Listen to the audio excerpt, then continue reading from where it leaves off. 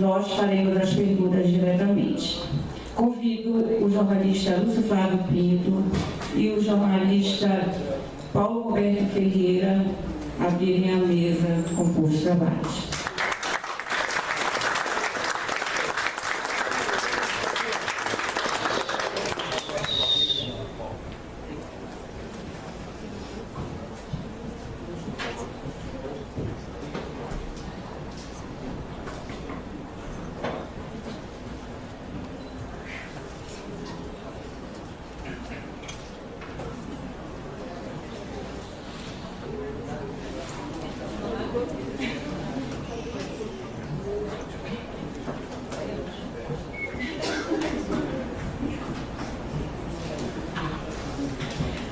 Vamos começar com o depoimento do jornalista Lúcio Flávio Pinto.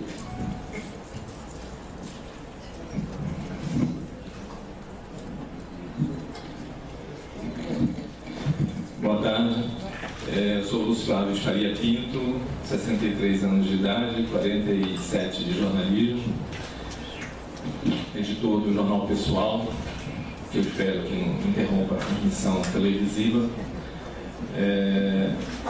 O positivo.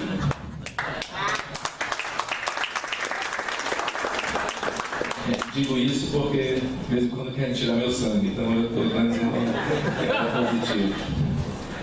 Eu vi a referência ao ato de segunda-feira de restituição simbólica do mandato do governador Aurélio Corrêa do Carmo e de outros deputados. Foi bom que tivesse acontecido aqui, porque um dos deputados foi cassado pela Assembleia Legislativa.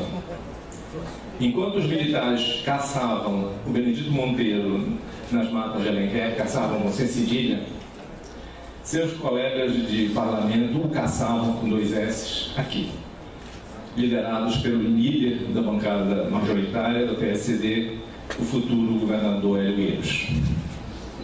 Então, a verdade, ela liberta, mas quem liberta é punido por dizer a verdade. É significativo e é importante devolver um mandato que foi cassado, não pelo povo, que elegeu essas pessoas caçadas com o ato institucional número 1, que não tinha número porque era para ser único. E acabamos tendo 23, talvez para não chegar no número cabalístico. É um ato de arbítrio, e aqui foi dito, e eu espero que seja verdade, jamais voltar a uma ditadura, enquanto eu for vivo. Eu entrei no jornalismo em 1966, 2 anos do golpe militar. Não havia nenhuma resistência na imprensa ao estado de exceção do país.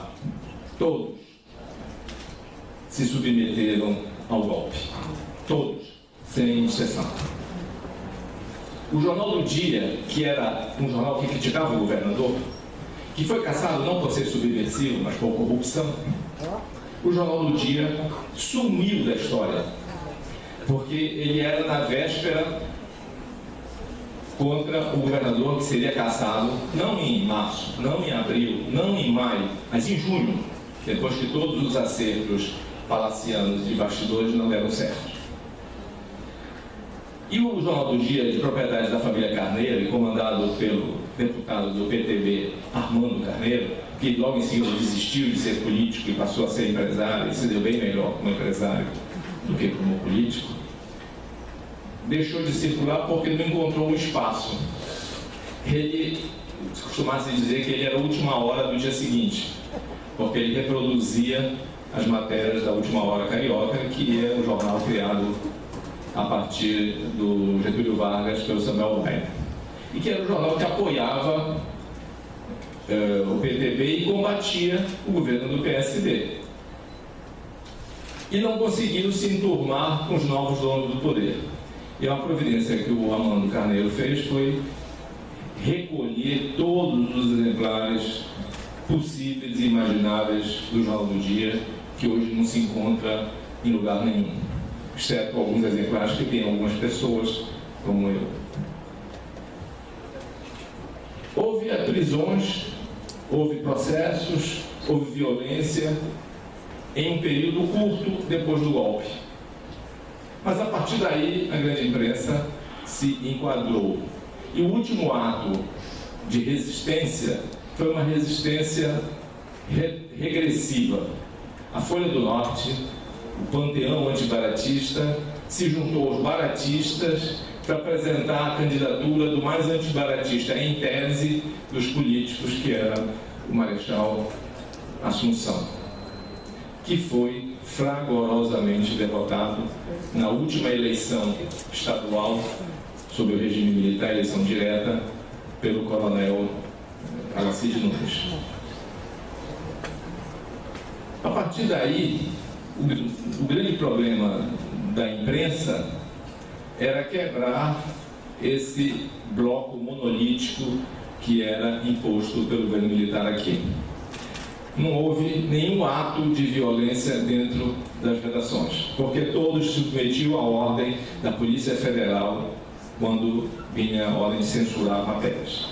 Nunca foi publicada uma matéria que estivesse na lista de proibições da Polícia Federal. Às vezes até a lista era um alerta para os jornalistas que ainda tentavam fazer jornalismo. Por exemplo... Lúcio, posso te interromper? Teve jornalista que falou que foi chamado para... ficou o dia inteiro a pão e água no exército com pressão psicológica. Não, isso houve, como eu disse, houve no início violências, prisões, mas... E os próprios patrões também fizeram também depressões para não publicar. A Folha do Norte publicava... A Folha do Norte teria sido... a Folha do Norte publicava: ainda não foi preso o comunista fulano de tal. O que é que o exército está esperando para prender? Isso havia permanentemente, né? Deduragem da imprensa. Porque a Folha, apesar do seu passado glorioso, era um jornal extremamente conservador, reacionário. E terminou dirigido pelo Marechal Augusto Magesse, cuja principal contribuição para o jornalismo foi hastear a bandeira nacional todos os dias antes do trabalho. Então, a imprensa aderiu completamente. Alguns jornalistas foram perseguidos. E ser tratado a pão e água não deve ser um negócio tão ruim, porque o Vladimir Herzog foi tratado a pancada e choques elétricos. Eu não conheço nenhum jornalista que teve esse tratamento. Então, como eu disse, eu entrei em 66. Vi que aqui havia essa composição entre os donos das empresas jornalísticas e os donos do poder. Eu fui embora para o Rio de Janeiro, trabalhei no Correio da Manhã, depois voltei para cá, e o nosso ato de resistência foi criar um suplemento na província do Pará chamado Bandeira 3. Ele foi criado logo depois do Pasquim e seguiu nessa trilha do humor e do deboche, da ironia, já que o confronto direto era impossível. E a partir do momento em que isso aconteceu, e foi um sucesso, a província passou a vender muito aos domingos com esse caderno todo do Bandeira 3, de charges, de entrevistas longas, uma maneira do Pasquim, que houve a reação da direção e esse caderno se tornou inviável. Eu devo dizer para vocês o seguinte: eu era secretário da província do Pará no dia 13 de dezembro de 1968, quando foi baixado o ato institucional número 5. Ali começava a ditadura descarada, aberta, sem vergonha em todos os sentidos. Me lembro bem, saí da sala do secretário, na verdade era um aquáriozinho, e fui lá para trás, para o bar do Chico, peguei um café e fiquei lendo o ato institucional. Li e reli. Olhei ao redor e disse: acabou a imprensa no Pará. Porque a partir daqui, se já era ruim fazer jornalismo, agora vai ser impossível. E no dia 1º de janeiro de 69, estava em São Paulo, que achava que ali que se ia ter alguma possibilidade de fazer jornalismo. E esse período, no estado de São Paulo, até 75, quando o jornal fez o centenário e o general Geisel deu de presente a retirada dos censores, nós vimos uma experiência traumática para todo jornalista, que é o censor na redação. nós sabíamos que o censor viria para a redação do Estado. E o tempo todo a gente ficava, cadê o censor? Cadê o censor? Cadê o censor? Cadê o filho da mãe? E à medida que o tempo ia passando, o tratamento se tornava mais agressivo. Depois estava se perguntando se o censor tinha mãe, essas coisas. Até que alguém gritou, cadê esse filho daquilo? E estava um advogado de 25 anos, era o censor. Um advogado. Bom, então, aquele era o nosso inimigo. Isso é muito importante, porque o trauma é forte, mas nós sabemos quem é o inimigo. O inimigo não janta conosco, como no poema do Drummond. O inimigo é aquele. Então, todas as manobras da redação, incluindo o dono, que ficou cada vez mais contra a censura, Júlio Mesquita Neto, foi contra aquele cidadão. Até que houve aquela notícia da guerrilha, a única notícia publicada pela imprensa brasileira na época da censura, sobre a guerrilha do Araguaia. Como publicar a matéria? Então foi acertado que os 6 primeiros parágrafos seriam sobre a ação cívico-social do Exército do Araguaia, altamente elogiosa pelos nossos bravos guerreiros, tirando dente dos caboclos, dando vermífugo, etc. E a partir do 7º parágrafo vinha a matéria da guerrilha. Um contínuo que fornecia café e água para o censor foi instruído para dizer que a matéria seria no domingo. Nessa época, o Estado de São Paulo circulava com 360, 380 páginas, das quais 240 eram anúncios classificados. 12, 14, 15 cadernos de classificados do Estadão, que hoje não existe nunca mais. E o contínuo disse que numa das páginas do classificado tinha uma mensagem do Marighella.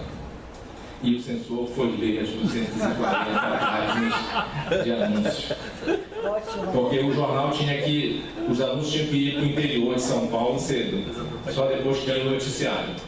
Quando ele chegou no noticiário, só lia o cabeçalho, que nós chamamos de título, e os primeiros 2, 3 parágrafos, não lia mais nada.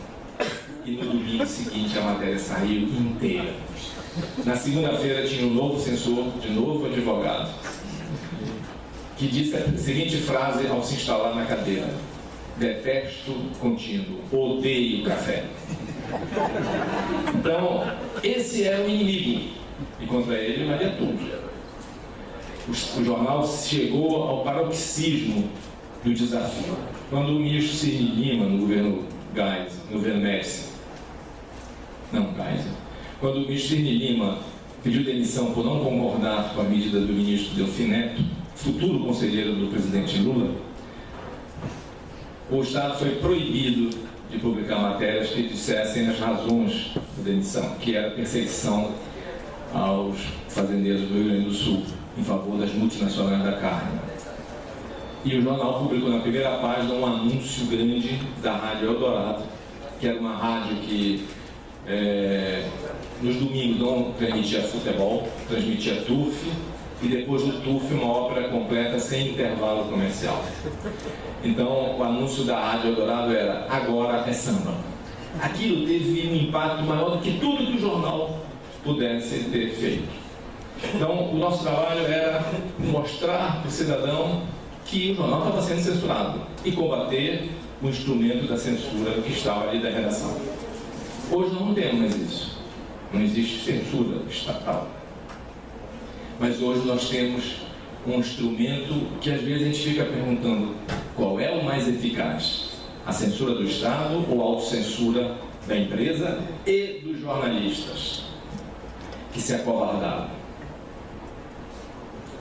Eu me lembro quando voltei para cá, eu recriei o jornal Bandeira 3. Era um suplemento, era uma publicação autônoma, formato tabloide, 28 páginas grandes, que admitia publicidade, o meu jornal pessoal não admite, que tinha equipe e que pretendia abrir um caminho no início do governo Geisel, que prometia uma extensão lenta, segura e gradual até a volta da democracia. Ele durou 7 números. Eu nunca tive problema com a censura, com a Polícia Federal. Eu tive problema com as agências de publicidade. que não programavam o jornal e me obrigavam a ligar para os donos das empresas, que eram meus amigos, para pedir, por favor, para ele veicular, porque as agências de publicidade não veiculavam, não programavam o jornal. Era um boicote ideológico contra o Bandeira 3, embora o Bandeira 3 fosse impresso nas oficinas de Liberal, onde eu trabalhava nessa época. E foi o grande laboratório, porque o Liberal foi o segundo jornal do Brasil a ter a impressão offset, depois da Folha, em 72. Só que não treinou o pessoal, que é muito comum até hoje, né? Você compra um equipamento de última geração e as pessoas olham para ele e sabem, e agora? Se alguém de algumas empresas jornalísticas tiver feito um curso fora de Belém, precisa ser fora do Brasil, fora de Belém, patrocinado pela empresa, por favor, levante a mão. Então, o jornal não durou porque a elite paraense não queria que existisse, não foi o governo. Talvez nós pudéssemos vir a enfrentar o governo, mas não tivemos esse trabalho. Lembro do Opinião, que foi o maior jornal alternativo do Brasil, que tinha uma diretriz editorial não ter mais do que 20% de anúncios para privilegiar a matéria redacional. E nunca precisou ter problema nenhum, porque nunca chegou a 10% a publicidade do jornal. Então o jornal pessoal é radical, ele não quer publicidade nenhuma, dispensa. E um dono de agência, quando o jornal saiu o primeiro número, ofereceu. Eu disse para ele que jamais ia querer publicidade. Ele disse, como sobreviver?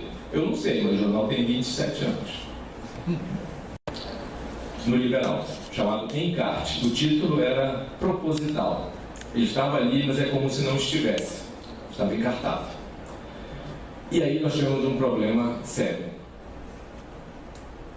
Uma matéria sobre a fuga dos presos, que eram espancados na ilha de Cotijuba. Eles eram levados daqui, numa lancha chamada Marca da Conceição, e estavam sendo levados pelo nosso tenente Teodorico Rodrigues, juiz de futebol. E no caminho, para serem espancados lá em Cotijuba, onde ninguém iria se incomodar com os gritos, os presos se rebelaram, jogaram o Teodorico na água da Bahia e fugiram. E no dia seguinte, a polícia inteira foi atrás dos foragidos. E eu editar o encarte, o Paulo Ronaldo, que foi o maior repórter policial que nós tivemos, foi deputado estadual pelo MDB, altamente popular, o enterro dele foi um dos mais concorridos da história aqui em Belém. O Paulo veio com as fotos de espancamentos e um policial com um revólver atirando. O fotógrafo conseguiu pegar o ato de saída da bala, atirando no preso e o preso todo com medo, com pânico de ser morto. Bom, foi instalado, teve uma repercussão enorme, foram 3 páginas, com muitas fotos, uma repercussão enorme, e o governador Aloysio Chaves mandou instalar o IPM para apurar a violência da polícia. Bom, foram as pessoas sendo ouvidas e nós estávamos achando que era a apuração da violência da polícia. Até que eu fui chamado para depor, eu fui o último a depor, e quando eu estava entrando no quartel da Polícia Militar na Gaspar Viana, que o nosso Lande, Paulo Chaves, transformou em Copará. As pessoas que entravam às vezes ali ficavam sem corpo. Quando eu entrei, o chefe do IPM, o presidente do IPM, era o Major Antônio Carlos Gomes, que viria a ser coronel, secretário de Segurança Pública, me chamou do lado e disse, olha, esse inquérito aqui é para nós acertarmos as contas com o Paulo Ronaldo. Nós queremos pegar o Paulo Ronaldo, não é você. Então, diga qualquer coisa, mas diga que foi inventada essas fotos. Eu disse, pô, as fotos foram inventadas. Eu disse, não, as fotos são reais, verdadeiras. Aí ele pegou o IPM e lê o IPM. Meus colegas, jornalistas, fotógrafos, repórteres, declaravam que tudo aquilo tinha sido uma farsa. Eles tinham inventado aquelas fotos, montado aquelas fotos. Major, de jeito nenhum. Ele disse, os teus colegas disseram, esse problema é dos meus colegas. Resultado, eu e o Paulo fomos enquadrados na Lei de Segurança Nacional. O processo foi palmilhado sozinho, ninguém me acompanhou, a Polícia Federal foi palmilhado lá. Foi a denúncia para a Auditoria Militar. O auditor militar, que era o Juraci Resposta, não recebeu a denúncia, disse que a denúncia era inepta e enviou para a Justiça Comum. Deixou de ser Lei de Segurança Nacional. E na Justiça Comum, o promotor Américo Monteiro disse que não apenas não ia fazer denúncia, como se pudesse dar a medalha para os jornalistas que denunciaram a violência. E o processo foi arquivado. Esse foi o único processo no regime militar. Aí a gente vai dizer, bom, quem não foi espancado, quem não foi punido, quem não se diz perseguido hoje pelo passado, foi omisso, foi conivente, aceitou a ditadura? Não. Muita gente decente, digna, não foi incomodada. Havia uma regra ali, seguinte, você está correndo riscos quando você noticia determinadas coisas, corre risco. Agora o Paulo Roberto estava mostrando aí o registro dos órgãos de segurança que ele pediu. Corre riscos, mas uma coisa é certa, esses riscos não têm o alcance se você passa a ser militante das organizações de luta armada. Às vezes até as pessoas não participavam das organizações de luta armada, mas foram punidas por circunstâncias que levaram à sua execução, como no caso do Vladimir Herzog, que não era de luta armada e nunca foi. E era uma pessoa extremamente frágil, que na forma do espancamento, da tortura que ele sofreu, era previsível que ele morreria.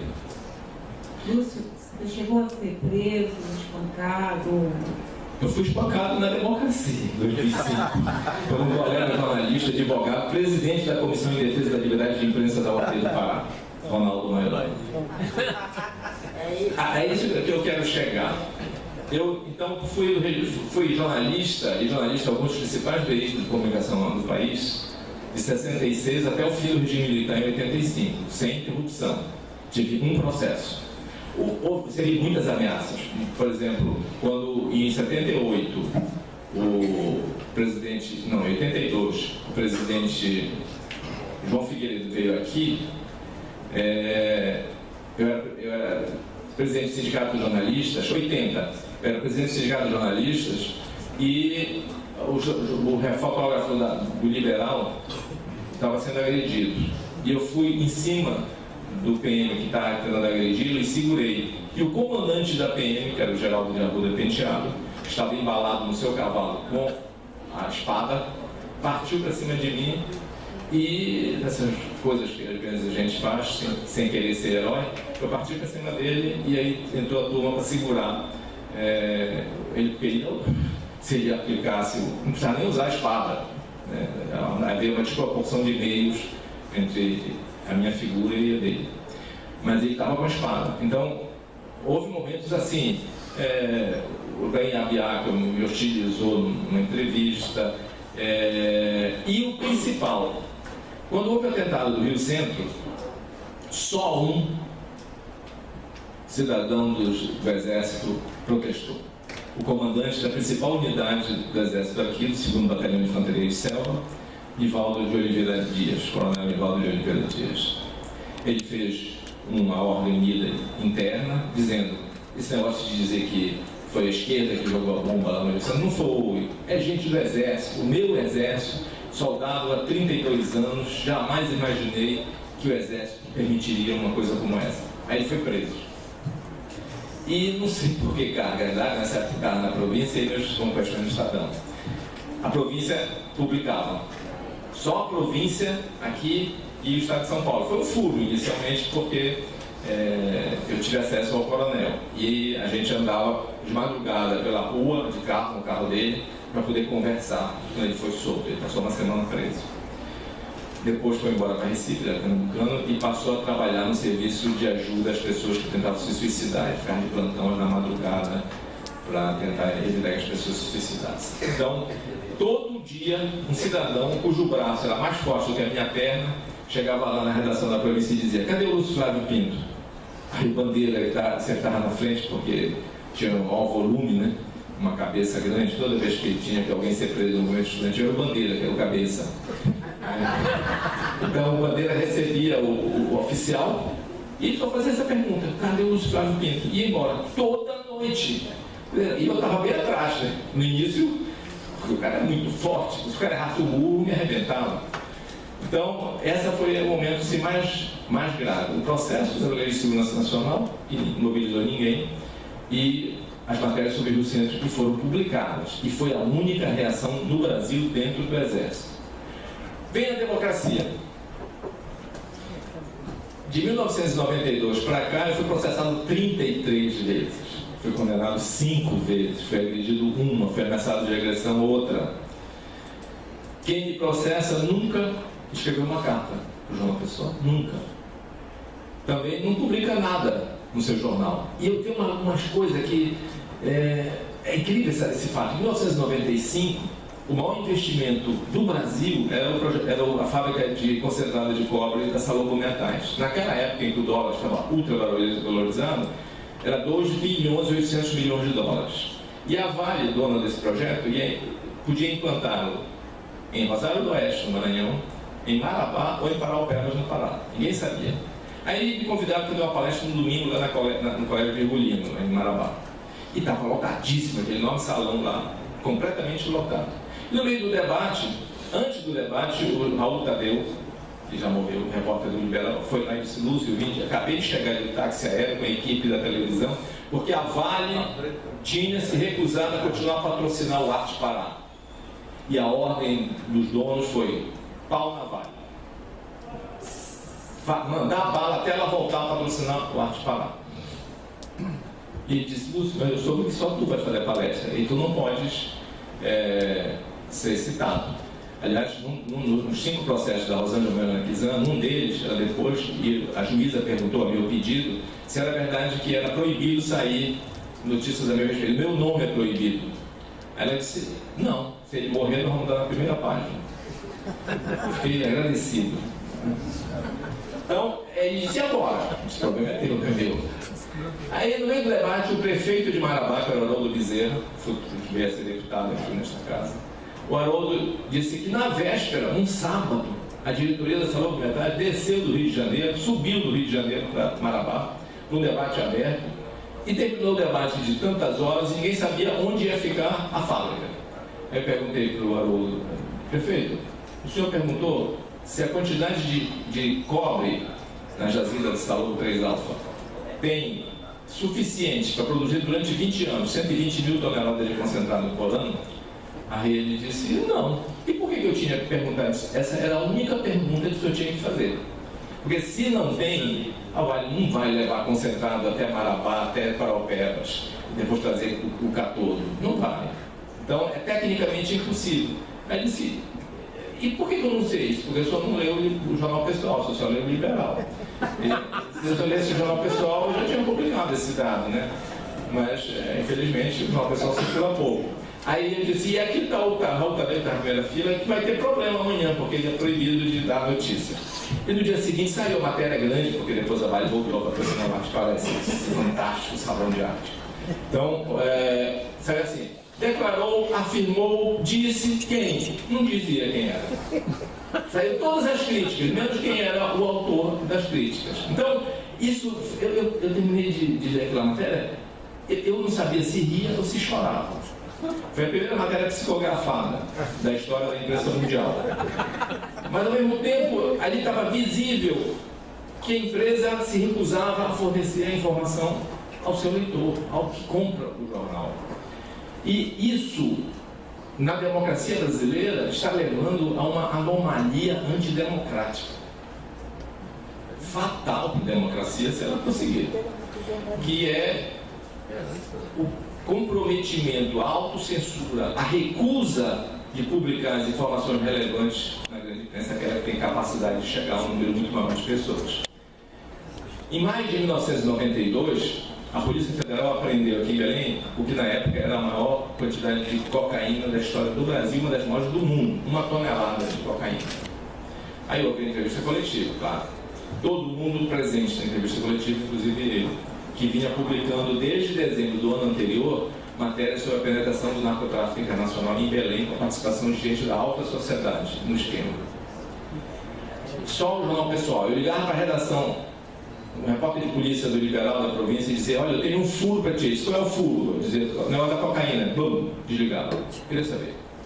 Mas com a apreensão tão significativa, todos mundo foi para lá, TV, rádio, jornal, todo mundo. Terminou a entrevista, eu não fiz nenhuma pergunta. Aí alguém disse: ei, Lúcio, não vai fazer pergunta? Eu disse: não, eu vim conversar com o delegado José Salles, que era o responsável pela apreensão. Vamos conversar em off. Aí disse: agora que vai ser bom. Eu disse: olha, não existe off coletivo. Off é a fonte do jornalista. Mas eu aceito off coletivo, desde que cada uma das pessoas aqui se comprometa a publicar o que vai ser dito. Se não se comprometer, não pode ficar. Não demorou 10 segundos. Foi barata voa. Saiu todo mundo. Eu e o delegado ficamos um tempão olhando. Quero ser aquele programa da televisão. Ninguém conseguia acreditar. Porque o dono do jornal não sabia que eu ia dizer isso. Não sabia nem que eu ia estar presente. Por que o jornalista não ficou? Covardia. Frouxo. Nada impedia que ele pelo menos tentasse publicar um assunto de altíssima relevância. Para você ter uma ideia, em 1991 passou por Belém cocaína equivalente a 100 milhões de dólares. Só uma empresa no Pará faturava nessa época mais de 100 milhões de dólares. Só uma. E hoje nós estamos escandalizados. Nós estamos permanentemente escandalizados, porque a imprensa não nos informa para nos preparar para os fatos e fazer com que nós participemos da história. A autocensura só não é pior do que a censura do regime militar, porque o regime militar é uma ditadura que abole o elemento principal da vida da sociedade, que é a liberdade. Lúcio, Já falei o tempo? Não, eu tenho uma pergunta. Tu falaste há pouco que houve casos de jornalistas que foram perseguidos, presos. A gente gostaria de ter esses nomes. Bom, esses são mais ou menos públicos e notórios. Por exemplo, o Hélio Gueiros e o Milton Miranda não podiam assinar nada, mas eles escreviam o Repórter 70. Então, não podia aparecer. O Rui Barato também não podia ir, usou vários pseudônimos. E o Rui, Benedito Monteiro, o Jesus, eram de um grupo de hóspedes compulsórios do nosso governo militar. Toda vez que vinha uma autoridade aqui, como o presidente da República, eles eram recolhidos à quinta companhia de guardas. Então ficavam lá. O Rui já tinha a maletinha dele, prontinha para quando ele ia para lá. Então era uma espécie de recolhimento compulsório, um hotel castrense para eles. Houve alguns que o Renato Tapajós talvez tenha sido o jornalista que mais sofreu perseguição aqui e que foi embora para São Paulo, foi preso lá, era um sujeito de uma valentia incrível, né? Ele provavelmente ia morrer de espancamento até que alguém lá na redação da Veja tinha pouco tempo que estava funcionando, disse que o carcereiro tinha um pedágio, cobraria um pedágio para libertar, para permitir a fuga do Renato, e houve coleta e ele foi comprado a liberdade dele e fugiu para a França. Então, mas como eu disse, foram casos localizados, num período específico, e depois não houve mais. Quais seriam os fatos mais marcantes para o jornalismo paraense durante a ditadura militar de perseguição? Bom, uma coisa chocante era ver todos os dias a Folha do Norte denunciar comunistas. A Folha quase babava quando prendia alguém, né? Como o caso da prisão do Benedito Monteiro, né? Que ele foi trazido de calção, sem blusa, sem sapato, sem nada. E é uma foto emblemática, porque quando ele chegou no aeroporto, transportado como oficial da aeronáutica, os soldados da aeronáutica, o ar do Bené era mais de pujança do que dos que o prenderam. Eu não conhecia o Benedito Monteiro no início e me lembro benzinho que encontrei com ele no fórum. O fórum era no Palacete Azul. Tudo funcionava na prefeitura municipal, para ver como a hipertrofia do poder público foi grande, maior do que o crescimento da sociedade. Então, tudo cabia de dentro do Palácio Antônio Lemos. E aí, quando eu o Bené cruzando, aí fui lá, olhei para ele e disse: mas é desse tamanho? Não parecia aquele, o ar altivo dele, olhando para o céu. Então, foi o caso mais grave de perseguição que nós tivemos, e ele foi caçado pelos seus pais. Então, os militares não tiveram nem essa necessidade de caçar. Então, o meu pai teve um caso único, papai, porque ele perdeu o mandato, caçado, e esqueceram de caçar os direitos políticos, esconderam os direitos políticos dele. Então, ele foi caçado 2 vezes. Levou uma errata lá. Então, foi caçado 2 vezes. O Bernardo não teve isso, nem precisou fazer isso. A Assembleia Legislativa o caçou, como comunista. Tu comentaste que a adesão foi total da imprensa às determinações da ditadura, dos órgãos de repressão. Então, nem foi preciso, na realidade, ordens internas para dizer não se fala mal do Jarbas Passarinho, não se fala mal não se divulga nada sobre Quintino, não se fala nada sobre o programa Calha Norte. Não havia necessidade disso, na realidade. A própria direção do jornal dava as ordens. Eu saí da província, saí 2 vezes do Liberal por censura. Queriam me censurar. Na província queriam me censurar. Nessa época, um grande jornalista que já morreu, Cláudio Augusto de Saleal, rompeu com a província e foi para o Liberal. E quando ele estava no Liberal, ele me chamou. E aí, como eu tinha uma página que eu mandava em São Paulo, nessa época eu mandava em São Paulo, era o Jornal Pessoal de hoje, mas era uma página dominical, ela já saía desfigurada. Eu mandava uma página inteira, saía 1/3 da página, teve edição que não saiu nenhuma, porque foi tudo censurado. Aí eu fui para o Liberal e tive... não tinha censura. O problema é que, como o Liberal estava começando no offset, às vezes a matéria que eu escrevi não era aquela que saía, porque não foi treinado o pessoal, como é comum até hoje. Compra-se em ativo imobilizado. Até hoje, na imprensa paraense, o ser humano é secundário. O importante é estar up-to-date com os equipamentos de compra. Lúcio, você disse agora há pouco que muita gente decente no período não foi incomodada. Diferente da sua postura, então, você percebeu que alguns colegas jornalistas se autocensuravam por medo da repressão? Não, na época da ditadura, uma coisa importantíssima. Mesmo no esquema militar, havia pessoas decentes, que eram excelentes fontes, eram de direita, detestavam o comunismo. Uma das minhas maiores fontes era um alto oficial do Exército, que passava a maior parte do tempo me agredindo. Não, você é comunista e tal, mas ele era uma pessoa altamente qualificada, tinha informações privilegiadas e aceitava transmitir as informações. Também na burocracia pública havia muitos técnicos que cumpriam o seu dever e davam informações em off. Muitas vezes nós tínhamos essas informações e podíamos publicá-las, porque também tem uma característica nesse período. Um dos grandes alvos do regime militar foi a Amazônia. Então, a famosa frase integrar para não empregar, projeto Rondon, as rodovias. Só que a decisão estava tão concentrada, e a Amazônia sempre foi tão importante para o Exército e para a Aeronáutica e para a Marinha também, que eles não tinham informações. E as pessoas, altos oficiais, pediam que a gente continuasse, e eles garantiam que não ia ser censurado. Então, se você pegar a coleção do Estado de São Paulo, em pleno regime militar, o Fernando Henrique, por exemplo, escreveu o livro dele sobre o capitalismo na Amazônia, baseado no Estado de São Paulo. A mesma coisa o Otaviano sobre a luta pela terra.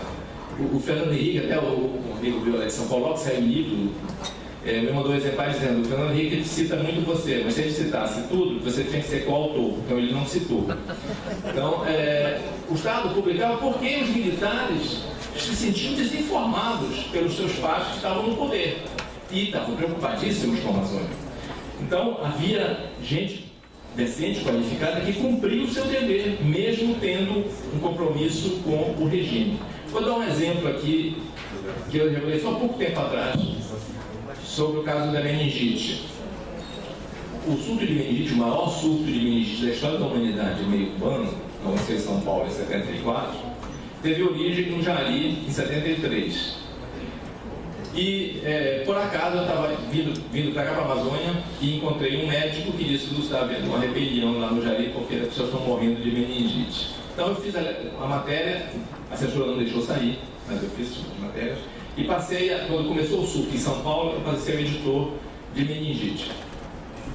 E tinha uma grande amizade com o ministro da Saúde, que tinha sido o diretor do INPA de Manaus, Instituto Nacional de Pesquisa Espacial, Paulo de Almeida Machado. Um sujeito de uma decência exemplar. E ministro do regime militar do Geisel. Aí ele lia as matérias censuradas, porque o que aconteceu? O governo disse que morreram 2.800 pessoas.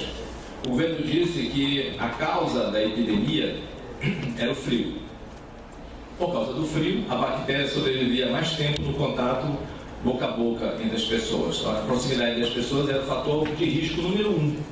Aí ninguém ia mais para cinema, ninguém se reunia mais. E o único hospital de isolamento que havia em São Paulo, devido à gravidade da situação, era o Emílio Ribas. E os nossos repórteres cobriam lá no Emílio Ribas.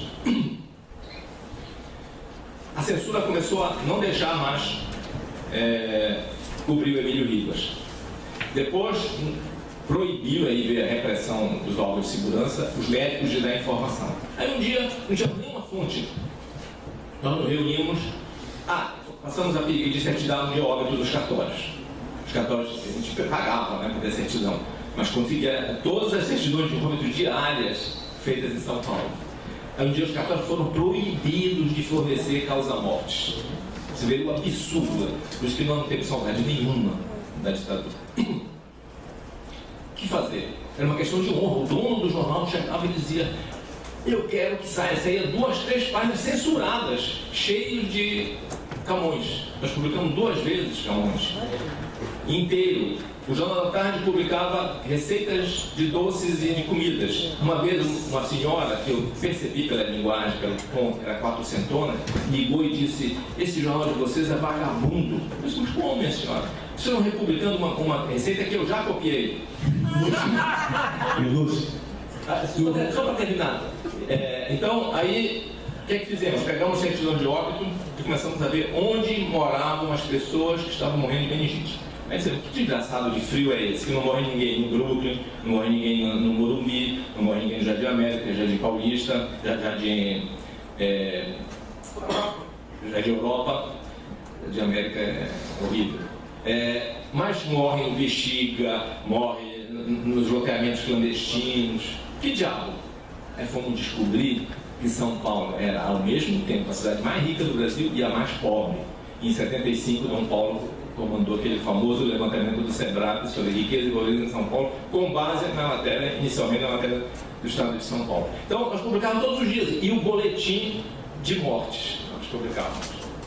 Quando eles não deixavam mais os cartórios dar, nós repetíamos o mesmo boletim. Então, o ministro Paulo de Almeida Machado viu na matéria censurada, eles tiravam cópia, o censor tirava uma cópia da matéria censurada, e viu que nós estávamos fazendo uma matéria do Reale Júnior, grande jornalista que morreu recentemente, importante do Estado de Paris, falando sobre o furo que o Reale deu, que o governo ia comprar uma vacina do laboratório Merrier, a 40 km de Paris.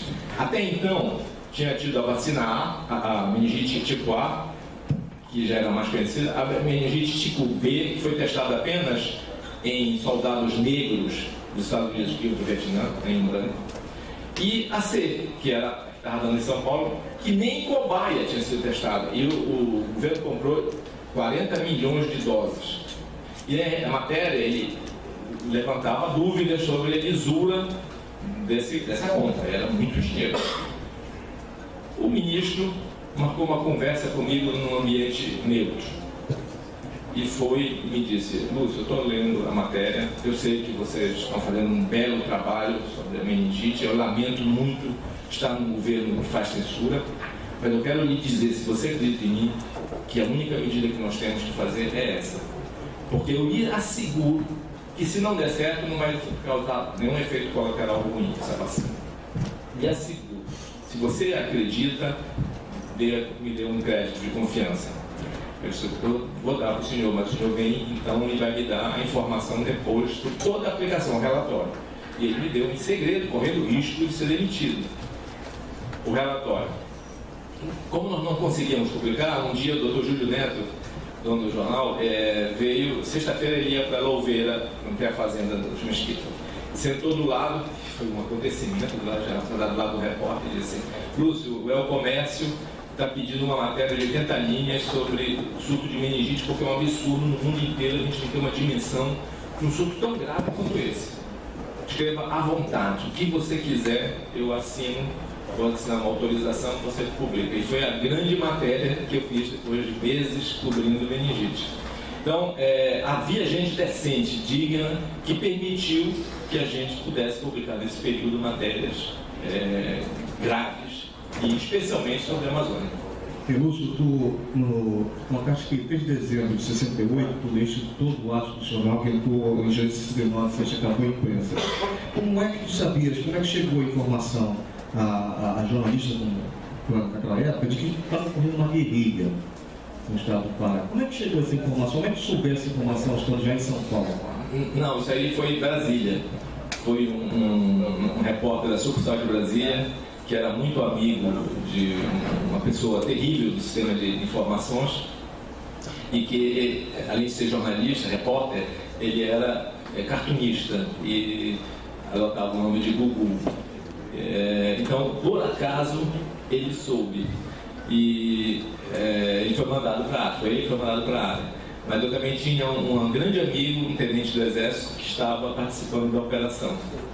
Então, esse tenente que morreu no acidente lá no Paracuta complementou as informações. Então, foi por mero acaso que nós soubemos. E eu me lembro bem que, houve um período que eu vim aqui para Belém, estava recém-casado, aí eu recebi uma ordem da Polícia Federal para comparecer na Polícia Federal. Aí eu dei logo a minha mulher, disse até 5 horas da tarde, era por 2 horas, às 5 horas não aparecer, ligar para São Paulo para advogado tentar me soltar. E esperei, eu fui tratado com água e café, bem tratado com água e café. Quando eu entrei, era o Moreira, que era o superintendente da Polícia Federal, que disse: Lúcio, olha aqui, eu recebi um telegrama de Brasília, isso já foi depois da matéria, foi em 71. Recebi um telegrama de Brasília para falar sobre a guerrilha do Araguaia. O que é a guerrilha do Araguaia, que eu não sei o que é? Então, era o chefe da Polícia Federal que não tinha informação sobre a guerrilha do Araguaia. Isso era, às vezes, comum, porque era tão concentrada a informação. Eu queria até fazer uma referência a um fato importantíssimo para mim. A informação era concentrada. Então, o que a gente tinha que fazer? A gente seguia a orientação do maior dos técnicos do futebol brasileiro, que era o Gentil Cardoso. Ele dizia: quem corre a bola, quem se desloca recebe, quem perde tem preferência. São as regras de ouro do futebol e da vida. Então, o que a gente fazia na época da ditadura? Circulava pelo país. Nós não ficávamos na tela do computador, nós não ficávamos no telefone, nós circulávamos, viajávamos intensamente para sentir o povo, ouvir as informações do povo. Então, eu era coordenador das sucursais correspondentes em São Paulo e ia todo mês no Rio, todo mês. Porque também tinha esse problema. Boa parte dos integrantes da sucursal, sobretudo os que estavam mais perto do poder, como em Brasília, eram chapa branca. Então a gente tinha que ir em cima, puxar pelo amor próprio ou usar o látego do chicote. Então eu sempre estava lá para cobrar do pessoal do Rio. E estava voltando nos nossos velhos árvores da Ponte Aérea, quando uma pessoa sentou do meu lado, um assim meio de mistério, e disse: meu amigo, eu sei que você é do estado de São Paulo, eu vou lhe dizer um negócio, você não vai olhar para mim, não vai olhar para trás, você vai esquecer que eu existo. Pode ser assim? Pode. Se o Delfim Neto está manipulando o índice de inflação de 72, não foi embora. Cheguei no Rio, liguei para essa redação e disse: estou voltando para o Rio de Janeiro, Rio de São Paulo. Voltei para o Rio de Janeiro, fizemos uma pauta e apuramos. Realmente o Delfim estava manipulando o índice da inflação. Fizemos uma matéria de uma página inteira, a última página do jornal. O Delfim era o mago do Estado de São Paulo. O Estado de São Paulo adorava o Delfim Neto, porque, entre outras coisas, o Delfim foi que organizou um pool de banqueiros e empresários para bancar em dólar a dívida do Estadão com o Banco de Boston, do qual viria a ser presidente Henrique Meirelles, para que o Estadão pagasse em cruzeiros, porque senão cruzeiros ou cruzado? Senão o Estadão quebraria. Então, salvou o Estadão. Mas eu fui e entreguei para o Dr. Júlio Neto. Dr. Júlio Neto, isso aqui. Ele demorou isso, tudo bem. Autorizou. E, para nossa surpresa, a censura não censurou. Então saiu a matéria. Foi um escândalo, um escândalo. E o FII ficou furioso. Um dia estávamos lá no fim, um dos melhores momentos do jornalismo é o fechamento. Eu chamo sempre de coitos jornalísticos. Então, estávamos lá aquele estado de gozo, 11h30 para meia-noite, aí vem o Roberto Api, é o segundo homem da seção econômica do Estado depois do austríaco Frederico Hermann, o Api francês. O Api tinha sido maquis na resistência contra o nazismo, mas depois pulou o muro e deu ganhar dinheiro, e era amicíssimo do Delfim. Ele sentou, desaputou a gravata, elegantíssimo que ele era, e disse: estou chegando em Brasília, sabe quem foi me levar no aeroporto? Não, Delfim. E mandou o seguinte recado: nós acabamos com o dono de jornal, que é referência da Dona Neomar do Correio da Manhã, acabamos com o editor, acabamos com o repórter, agora vamos acabar com o pauteiro. Aí fez silêncio, estava eu, Raul Rossi e o Api. Esse Api foi o maior elogio da minha vida, esse do Delfim. Aí ele apertou o gravata, se levantou e bateu e disse: você tem razão. E foi embora. Então, uma pessoa digna, estava fazendo o jogo do Delfim e ele levava recado, mas uma pessoa tão decente que emergiu o passado de resistente francês, e ele disse: você tem razão, é isso.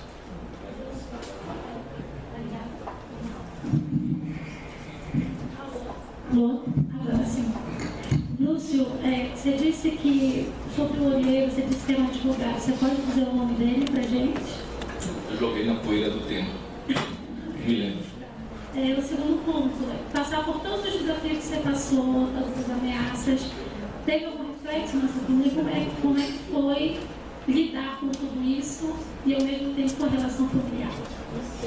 Bom, aí é o seguinte, uma coisa interessante. Eu só comecei a ser ameaçado na democracia. Ameaças anônimas por telefone. O primeiro ameaça por telefone: vamos te matar, seu canalha. Você treme. Treme. Não sei se todos os corajosos são assim, mas eu tremi. Na segunda você ainda treme. Depois ela se torna comum. Aí você não teve mais nada, né? Você desliga. Até um dia que ligaram para minha casa. Quem atendeu foi a empregada. Aí essa pessoa disse: diz para a mulher do Lúcio que nós vamos matar ele agora. Aí a empregada gritou: mamãe! Aí foi um escândalo. A empregada teve que dar água com açúcar para ela e tal. Aí minha família entrou em pânico, né? E eu resolvi que eu acho que é a única forma que o jornalista faz quando é ameaçado: saber com exatidão quem o ameaça. Não sair gritando: estou ameaçado, estou na lista de morte. Não. Usar a mesma técnica que você faz em relação a terceiros. De onde vem a ameaça? Às vezes é um maluco, às vezes é uma brincadeira de mau gosto. Mas nesse caso não era. Era uma ameaça que vinha do lado do governador do estado, que naquela época era o Jader Barbalho. O que é que eu fiz? Liguei para o Guilherme Augusto. O Guilherme Augusto ligou para o Jader me ligou e disse: governador, é o seguinte, está havendo uma ameaça, estão me ameaçando, e eu sei que é do seu lado. Eu disse: mas não é meu. Isso eu sei. Não é da sua vontade, mas é de gente que é mais realista do que o rei. E eu estou escrevendo uma carta para a direção do Estado de São Paulo, dizendo que o que me aconteceu, o senhor é o culpado. Lúcio, nós estamos desavindos, mas eu não faria isso. Se mandar essa carta, vão me liquidar. Eu prefiro que o senhor seja liquidado simbolicamente do que eu fisicamente. Aí ele disse: me dá 24 horas, eu vou tomar providência, vou apurar. Eu disse: tudo bem, não vou mandar carta durante 24 horas. Um dia depois ele ligou e disse: é verdade, mas eu já tomei as providências. E eu chequei com o principal homem de segurança dele, que era a minha fonte. Eram duas pessoas importantíssimas na minha cobertura do Jader. Era esse chefe de segurança, que agora posso dizer que é o Coronel Arruda, que já morreu. Será até que ele pegou o tiro da Iocione, né? Que não foi verdade. Né? Se ele morreu de ataque cardíaco. E se ela deu um tiro, ela errou, mas ele era meio frouxo, porque morreu de ataque cardíaco. Não é nada disso. O Arruda é uma bela figura e morreu numa enchente de coração. E o outro era telefonista. A telefonista da residência oficial, onde eu estava, no parque da residência, era minha informante. Ela tinha um código para dizer se o governador estava, se não estava, se ele estava mandando dizer que não estava, se ele estava com raiva, se ele não estava. Então, se o repórter circular, se o repórter for para a rua, o repórter vai ter informação real. Mas se ele ficar na retaguarda, não vai ter. A outra pergunta é que a gente sabe que a ditadura causou muitos efeitos na sociedade de forma geral. Mas na prática jornalística e na conduta jornalística, que efeitos você acredita que a ditadura causou? A ditadura é péssima, mas ela revela os caráteres. Quem é mau caráter vai se revelar mau caráter.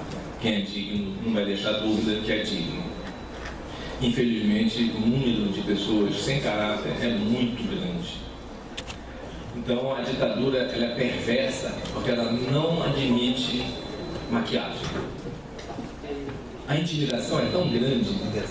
Uma vez o presidente Costa e Silva foi visitar Cozipa, lá em São Paulo. E até o alto forno tinha uma escada íngreme de aço, em que um jornalista, um fotógrafo, resolveu fazer aquela foto especial. Ele se debruçou no último degrau da escada para pegar o primeiro plano do degrau e segundo plano diminuído o presidente. Um homem da segurança deu um chute nele e ele rolou. Não podemos fazer nada. Todo mundo indignado. O que podia fazer ali? Nada. Quando o presidente Médici visitou a BR-163, na frente lá, houve uma exposição do ministro Seu Nogueira, do general, ministro do transporte, sobre a negrazia. Ele começou a dormir, com toda a razão, porque o ministro era um saco. Então, ele estava dormindo e o cigarro continuou no dedo. Aí foi um ajudante de ordem devagarzinho para não acordar o ditador. Tirou o cigarro e ele continuou dormindo. E passou o outro e disse: vocês não viram nada. Um repórter disse: ele não estou vendo. Então, é intimidação, é o abuso de poder que a gente sofre e sofreu muito. Então, o que é que acontecia? Ou as pessoas, o que eu vou fazer numa cena dessa? Gritar: presidente, acorde! Não, claro que não. Mas aquilo está anotado. O Bertolt Brecht dizia que há várias maneiras, 5 maneiras de dizer a verdade. Você sempre encontra uma maneira de dizer a verdade. Às vezes os repórteres novos vêm e perguntam: o que é que eu posso fazer para dizer a verdade? Por exemplo, ele é repórter do Diário do Pará. Ele não vai escrever uma matéria dizendo: foi um fracasso o comício do senador Jader Barbalho. Não vai sair. Mas ele pode dizer: compareceram tantas pessoas no comício do senador Jader Barbalho. Tem métodos para calcular a multidão. Então, é simples calcular. Ele pode calcular ele, pode pedir o cálculo da PM, pode pedir o cálculo do PMDB, pode pedir o cálculo da oposição e colocar tudo. Quem vai decidir se vai sair ou não é ele. É o editor. Então, eu acho que mesmo na ditadura, você conseguia e conseguiu fazer grandes matérias e manter a sua dignidade. Obrigada, Lúcio Flávio Pinto. Vamos convidar agora o jornalista Paulo Roberto Ferreira. Paulo Roberto, por favor, faça a sua identificação. Primeiro lugar, boa tarde a todos. Meu nome é Paulo Roberto Ferreira, sou jornalista profissional, tenho 61 anos de idade, 38 de jornalismo. Tive a alegria e o prazer de começar no jornalismo a convite do Lúcio Flávio Pinto, no jornal Bandeira 3, e depois, por indicação dele, iniciei no Jornal Liberal em 1976. Então, estou aqui na condição de cidadão e de vítima do regime militar. Quero iniciar falando do meu primeiro ato como cidadão que eu enfrentei, que eu percebi que eu estava diante o efeito de uma ditadura militar. Eu comecei a trabalhar aos 12 anos de idade, tenho carteira profissional assinada aos 12 anos de idade. Meus pais foram a um juiz de direito pedir autorização para poder estudar de noite, porque só podia estudar à noite a partir dos 14 anos. Comecei a trabalhar aos 12. E nesse período, exatamente, em 1964, eu estava há poucos dias que estava trabalhando, quando, no primeiro dia que eu cheguei para trabalhar, trabalhava na Presidente Vargas, na empresa Comuna, que é a Construção da Amazônia, que, por sinal, colaborou com o golpe militar, cedendo suas rurais unidas, seus veículos para transportar presos. Isso está, inclusive, registrado no livro Relatos Subversivos, do Pedro Galvão e outros autores. É um livro muito interessante, que foi lançado há algum tempo atrás. Quando eu cheguei para trabalhar no primeiro dia, eu vi um soldado do Exército, um da Aeronáutica e um da Marinha na porta dos principais prédios públicos, como o IAPI, IAPB, Correio, que eram os prédios que ficavam ali na Presidente Vargas, próximo de onde eu trabalhava, no SINAP, né?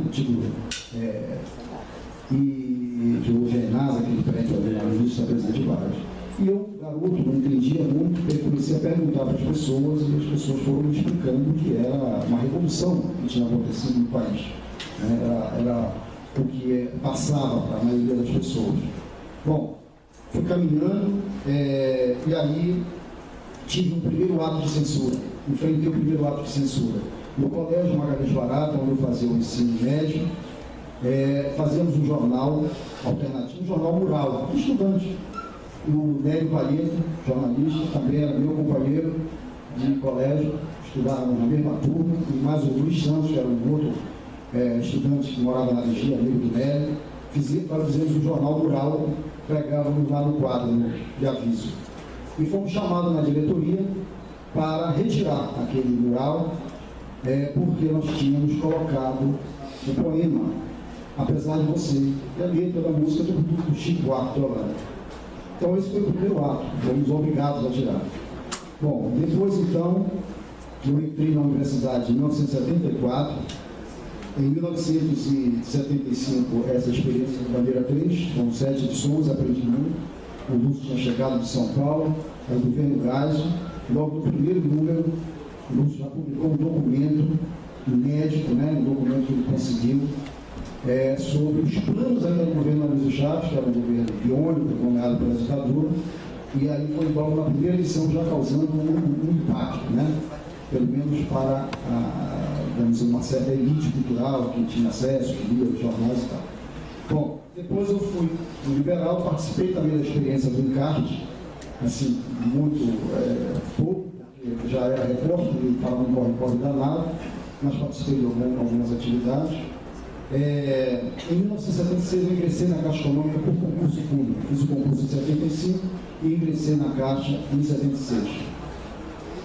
Como estudante, eu passei a ser espionado.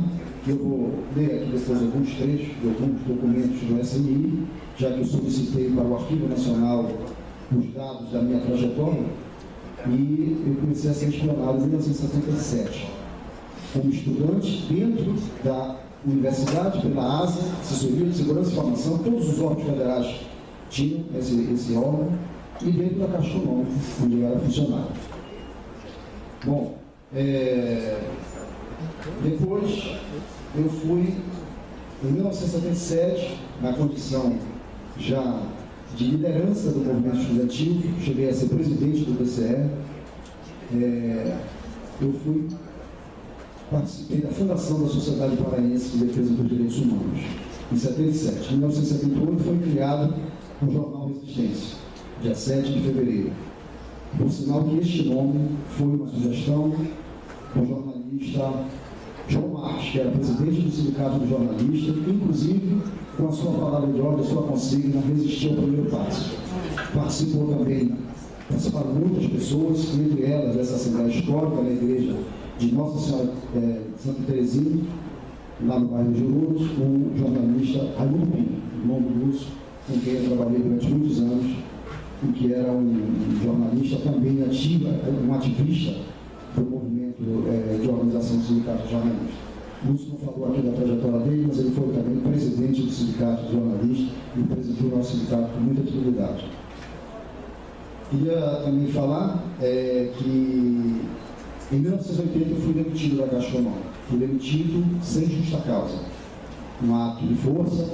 Primeiro eu recebi um comunicado memorando para que eu me apresentasse dentro de uma semana na agência de obras, que fica em linha reta, 916 quilômetros de Belém. E eu percorri todos os corredores, todas as chefias imediatas, para tentar demover aquela situação, entender primeiro aquela situação, e não fui atendido.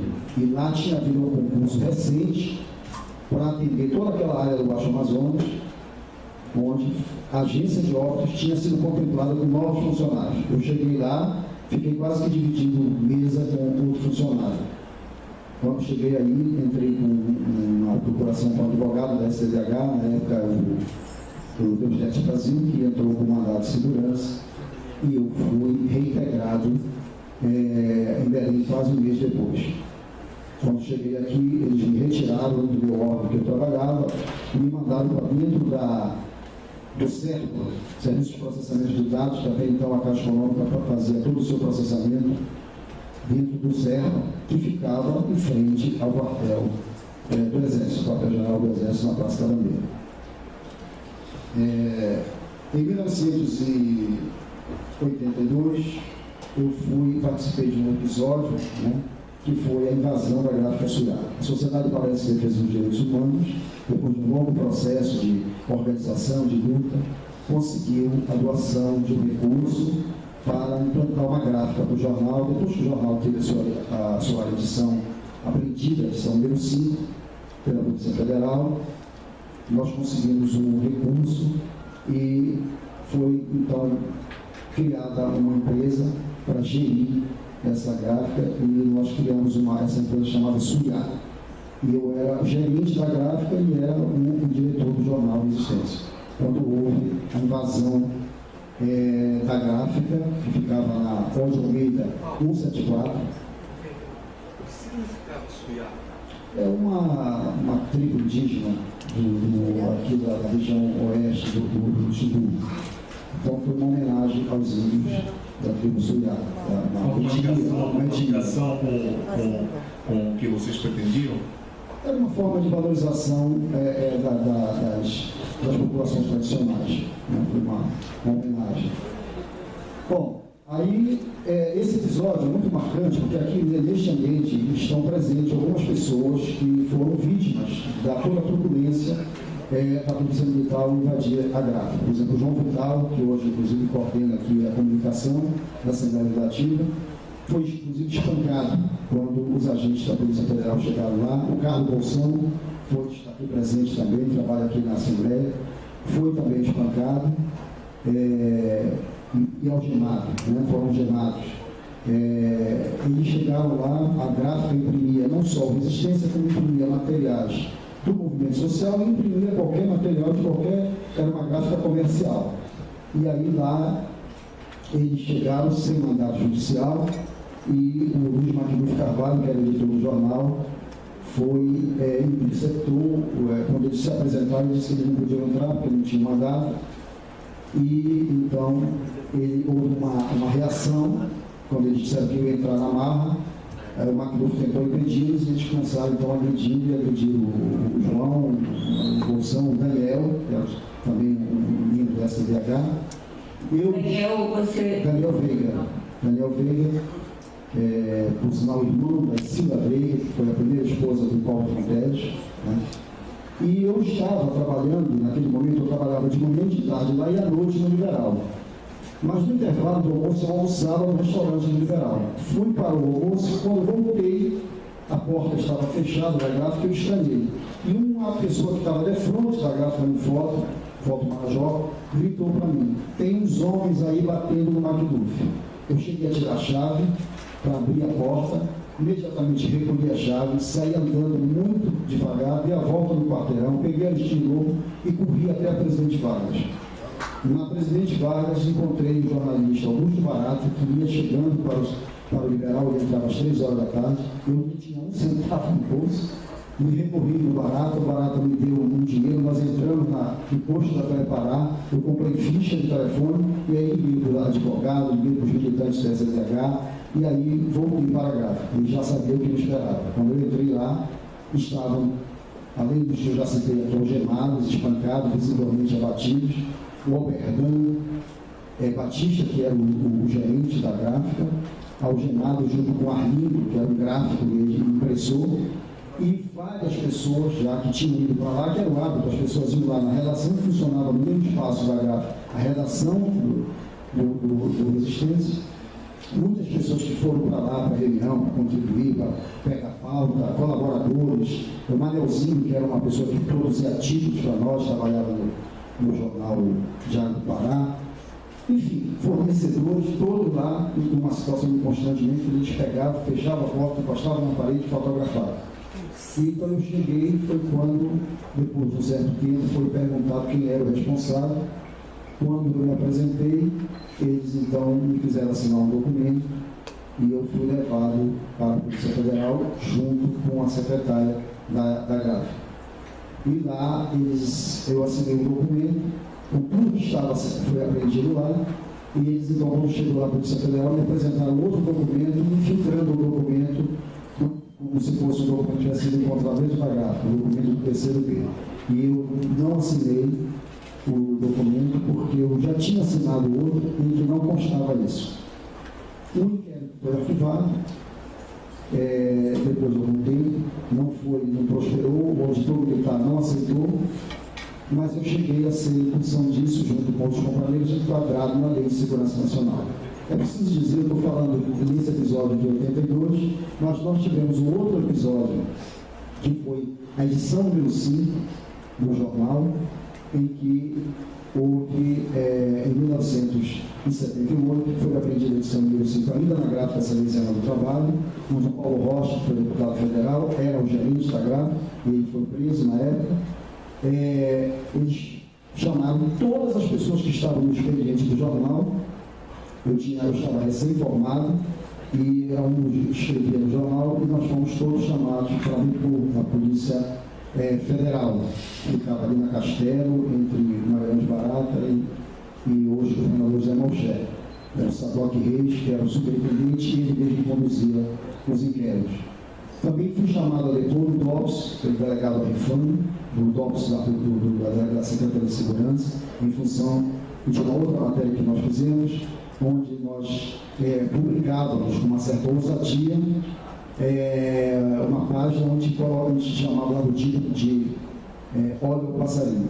Foi Óleo Passarinho 1, Óleo Passarinho 2, que eram fotos sobre os canas, os agentes que nos espionavam. Eles fotografando a gente e nós fotografando eles. Então nós publicamos isso, uma série, um título que o próprio Mato Grosso criou, então eu queria dizer o seguinte, que para ilustrar o que eu falei há pouco, sobre o fato de nos espionar, eu solicitei à Coordenação Regional do Arquivo Nacional um pouco do meu histórico, né? A minha mulher, quando leu, disse outro dia para mim: Paulo, se eu soubesse essa tua vida, eu jamais teria casado. Ela é meio de alta periculosidade. Então eles listaram lá. Eles listaram lá desde 1977. Eu vou passar esse documento aqui para coisa. Então, em 1977 eles falaram sobre o movimento estudantil. A Marli, como era a professora Marli, que também era dessa mesma época, provavelmente seu nome deve estar citado lá. Relação de estudantes, ativistas e pessoas que apoiam o movimento estudantil. Aí deve ter uma lista enorme. Como eu botei, que eu pedi o meu nome, aí eu citei algumas coisas que eu estava vinculado. STBH, Jornal Resistência, Caixa Econômica Federal. Aí eles puxaram um arquivo e tem um monte de coisa. É um documento enorme, só um resumo. Eu terei que pagar por cada folha que eu precisar, só para vocês terem uma ideia, é esse documento aqui. Isso é só o resumo de cada boletim. Então tem um outro aqui, eu li do estudantil, foi 77, peguei alguns emblemáticos aqui. Tem outro de 1982, em que fala: o Jornal Resistência, em continuação a série de artigos sobre o processo dos padres franceses, nós fizemos uma cobertura muito intensa, aí vou pular uma parte, aí tinha uma parte que dizia assim: o presidente da CEF, que é a Caixa Econômica Federal, em artigo de autoria de PRF, esta pessoa aqui, é acusado de conceder falsa entrevista para dar proteção ao senador JGP, Jair Gonçalves Passarinho. E aí cita uma série de coisas, uma lista, anexo do documento, um exemplar da edição número 35 do Jornal Resistente. Só uma peça, né? 1984, repercussão da abertura do garimpo de Serra Pelada. Eles falam que o garimpo de Serra Pelada, a reabertura do garimpo foi muito noticiada e tal. E aqui eu vou citar um trecho bem pequeno, porque envolve aqui duas pessoas. Jornalistas que trabalhando para o jornal OL Liberal, né?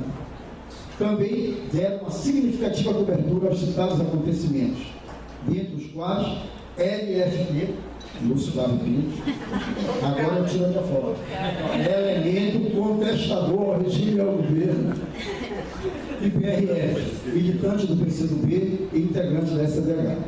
Para bem da verdade, nunca fui integrante do PCdoB e de nenhuma outra organização que atuava na clandestinidade, embora tenha o maior respeito pelo PCdoB e todos os partidos que atuaram na clandestinidade, mas nunca fui militante. E eles colocaram. Aliás, nos outros boletins aparece que eu era do partido clandestino A, B, C, deu toda essa salada de letras aí, eles botaram.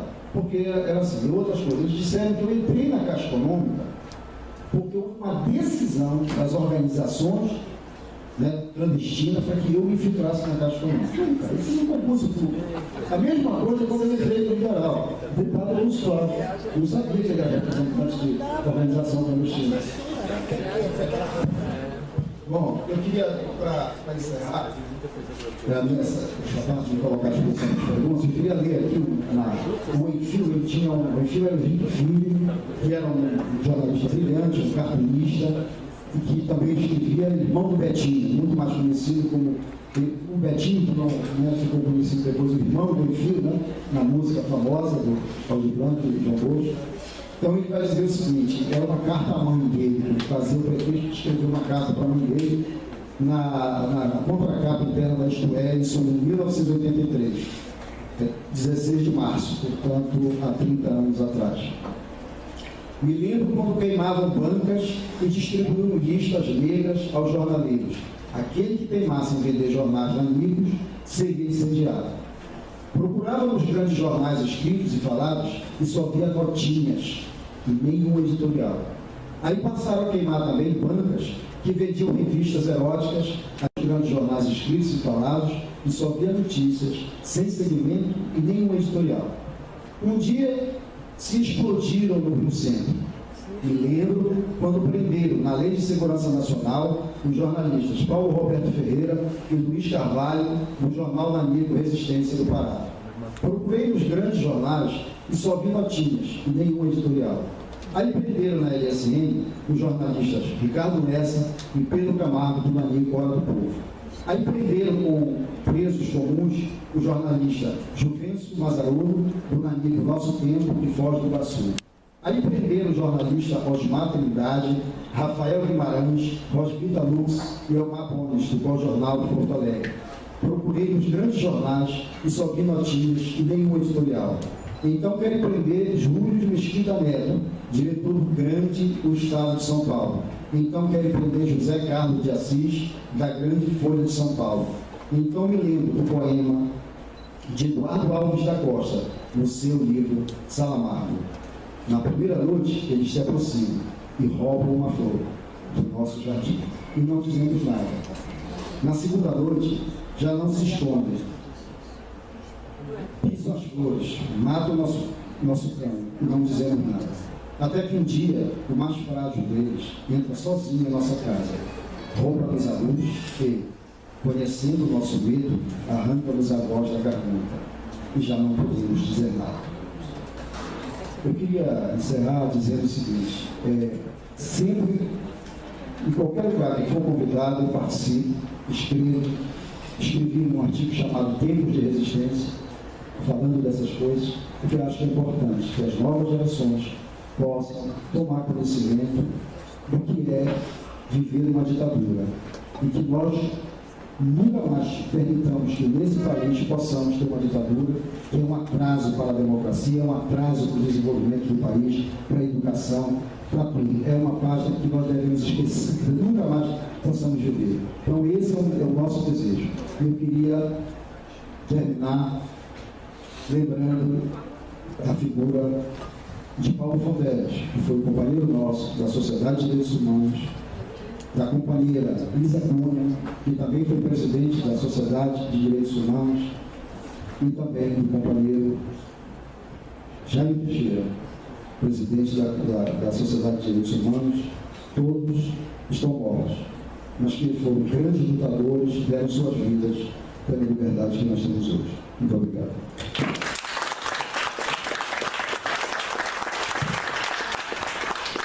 Paulo, eu queria saber se, além dos jornalistas que foram citados, você testemunhou ou tomou conhecimento de jornalistas paraenses que sofreram tortura, ou que foram espancados, presos, houve algum tipo de perseguição? Olha, perseguição, vários jornalistas sofreram, porque dentro da redação, como o Lúcio já falou, havia muito um filtro da própria direção ou de alguns prepostos, né, que representavam os interesses das redações. Mas existia, por exemplo, eu conheço um companheiro que logo nos primeiros anos, acho que foi em 68, ele publicando um caderno liberal, fazendo um teste, um caderno voltado para a juventude, e fazendo um testezinho, lá caiu um avião na Rússia. Caiu um avião na Rússia. E ele fez um teste, colocando o avião, tal, do prefixo do avião, as características, dizendo que esse avião era, estava o nome da Força Aérea da Rússia, estava o nome da Aérea da Rússia, e colocou a fábrica. Por causa disso, ele foi chamado, junto com o editor, que era o Walter Loyola, que foi esse jornalista que eu estou me referindo, é o José Menezes, do Jornal Liberal, e ele foi chamado para depor da aeronáutica, que é interessante. Nesse boletim que eu recebi, os órgãos que cuidavam da informação aqui era a INBA-CNI, o órgão de informação da aeronáutica. Eles foram chamados lá, passaram o dia inteiro lá, de 8 da manhã às 5 da tarde, e às 5 da tarde eles foram chamados só para levar, né, para ser divertidos pelo comandante da época e liberados. Eles não deram prestar depoimento de nada, simplesmente para dizer que eles nunca mais brincassem com o nome da fábrica.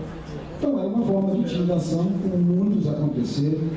Eu sei de um episódio que para mim pessoalmente é muito marcante, porque sou muito amigo da pessoa até hoje, que não foi sofreu uma situação traumática para a sua vida, que foi o companheiro Pedro Pomar. Pedro Pomar, ele durante muitos anos, em função da ditadura, já que a sua família toda foi perseguida, como o avô dele, Pedro Pomar, o pai dele, Vladimir Pomar, o Vladimir, pai dele, teve que espalhar os filhos e trocar de nome. E mandou. O Marcos veio para cá, para Belém, onde ele se formou aqui na Escola de Comunicação, onde ele formou em Comunicação aqui pela Universidade Federal do Pará. Foi nosso companheiro, editor também do Jornal Resistência, do Jornal Maníaco na Universidade. E quando o Marcos trabalhava no Jornal Liberal, ele era editor de nacional, de internacional e nacional. E aí ele chega para trabalhar, na verdade ele era redator, ele nem era editor, ele era redator.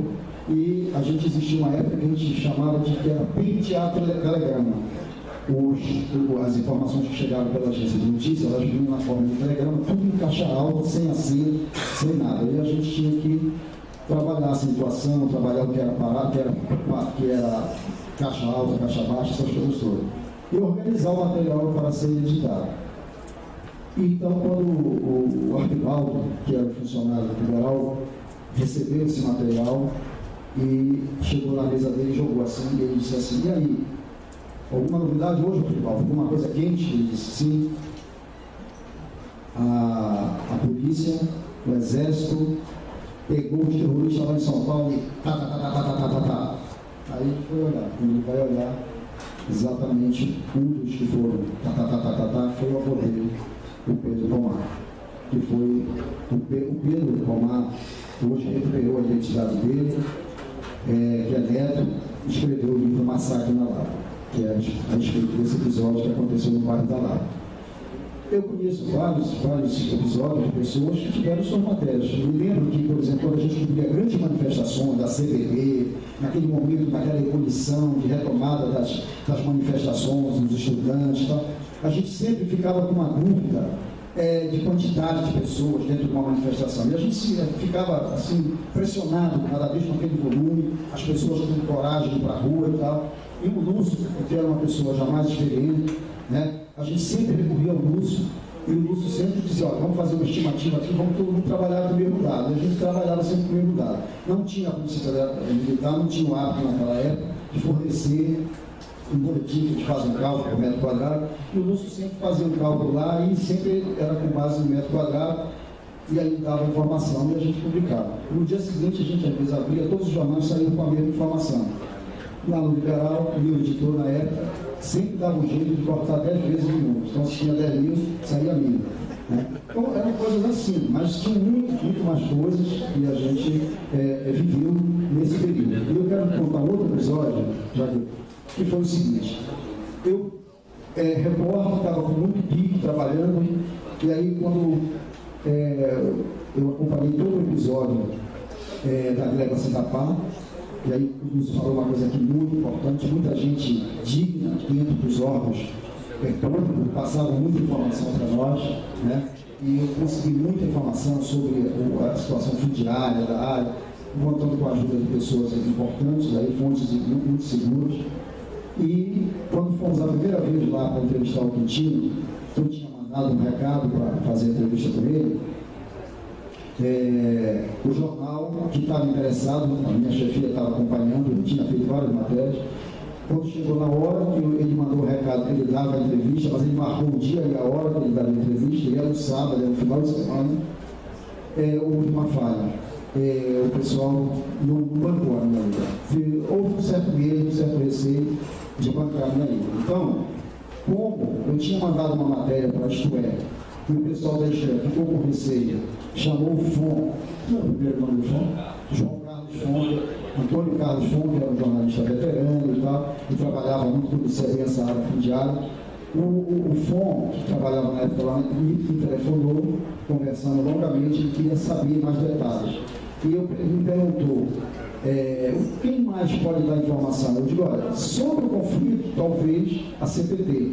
E o Pedro Paulo, que está ali atrás, o Pedro Paulo era o coordenador da CPT na época, e eu dei o telefone, os contatos do CPT, e ele ligou para o Pedro Paulo, e o Pedro Paulo falou do conflito da gleba em si, mas sobre o Quintino, o Pedro Paulo, na época, a própria CPT ainda não tinha muita informação a respeito.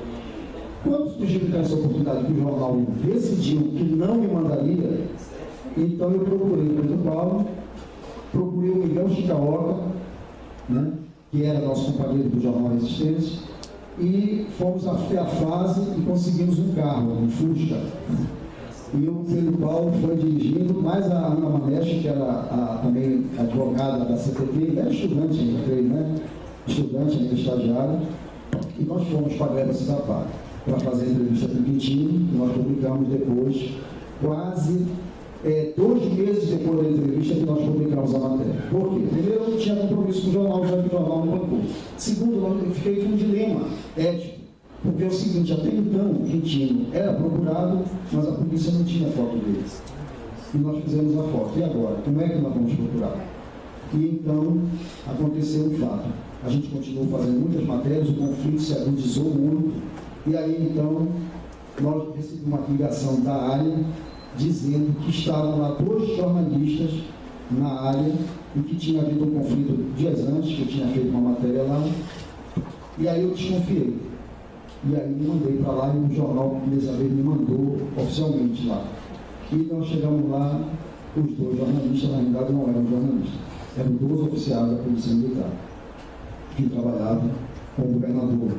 E na realidade eles foram com a missão de levar um recado do governador da época, que era o José Barbalho, para que o conflito cessasse. E eles então levaram o Gins, Antônio Gins, que era brasileiro, foi durante muito tempo o jornalista responsável, Raimundo Antônio Gins. Ele foi o nosso editor responsável do jornal Resistência, porque ele tinha registro profissional lá no sindicato de jornalistas, porque ele era bancário e jornalista. E ele escreveu muitos artigos no Resistência. Aconteceram muitos debates sobre a conjuntura política daquele momento, através do Resistência, e o Gil escreveu bastante. Então, todos esses personagens estão citados aqui nos boletins do SNI, da mesma forma que o Paulo Sérgio Leil, eu queria falar isso quando o Jabo estava aqui, Paulo Sérgio Meio, que é advogado, professor da universidade, coordenador de curso, também escreveu vários artigos na Resistência sobre esses episódios todos. Paulo, eu só queria fazer uma observação sobre o caso dos padres franceses, que é muitíssimo importante. Antes deles serem presos lá em São Geraldo do Araguaia, fui com o já deputado